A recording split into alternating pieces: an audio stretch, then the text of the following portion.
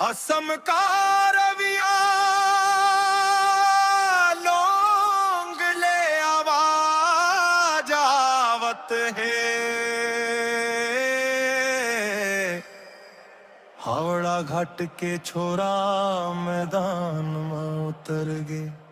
सतनाम हमर धर्म यही हमर पहचान। जय कमान सतनाम।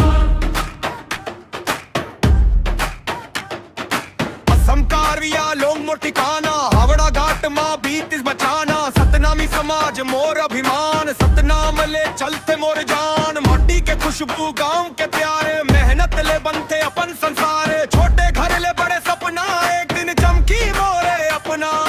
दिन भर पसीना रात में आस, गांव के माटी में हमर विश्वास। कंधा में बोझ मन में आग, हार के आगे नहीं झुके भाग। हमर धर्म हवे सच्चाई मां ताकत रहे। हावड़ा घाट के आवाज सुन, मेहनत ले बादल थे गुन।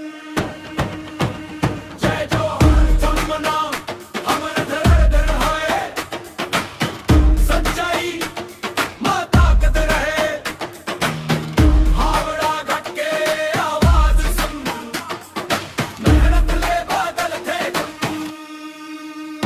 सतनामा सतनामा जय जोहार हमर हान हमर मान हमर माटी हमर जान। सतनामा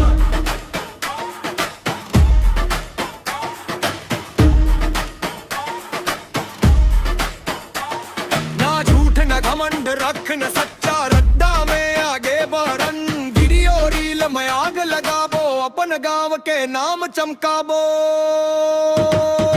असम का रविया लोंग गूंजी ही, हावड़ा घाट के नाम चमकी। सतनामी समाज संग खड़े हान, जय जोहार ले दुनिया जगे हान। हाथ में मेहनत माथा में तेज, हर एक संघर्ष में अपन भेज।